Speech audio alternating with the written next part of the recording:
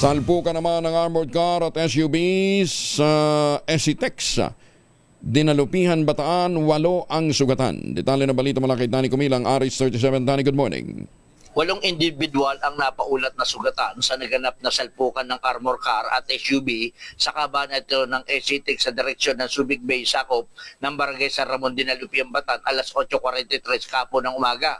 Batay sa paunang ulat, kapwa patungong Subic Bay ang dalawang sasakyan, ang armor car na minamaneho ni Joseph Bahora, 44 anyos, residente ng Dao, Mabalacat, Pampanga, at ang SUV ni Santera, kulay itim, na minamaneho naman ito ng isang 46 taong gulang na babae na balo, residente ng Beverly Heights, Hermosa, Bataan, na ang kanilang direksyon ay patungong Tarlac. Ang armor car ay bumabaybay umano sa lane 2 habang ang SUV ay nasa pass lane ng SCTEX. Pagdating sa nasabing lugar, biglang bumangga umano ang SUV sa likurang kaliwang bahagi ng armor car. Dahil sa lakas ng salpok, tumuloy-tuloy ang SUV sa kanan, bumangga sa guardrails at tuluyang nahulog ito sa gilid ng karsada.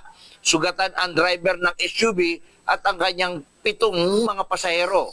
Agad silang isinugod ng mga responding medics mula sa MDRRMO Dinalupihan at SCTEX EMS sa Romana Pangan Hospital sa Pampanga at sa Bataan Peninsula Medical Center sa Dinalupihan para sa agarang medical na atensyon. Danny Kumilang, RS37, DZRH, una sa Pilipinas, una sa Pilipino. Maraming salamat, Danny.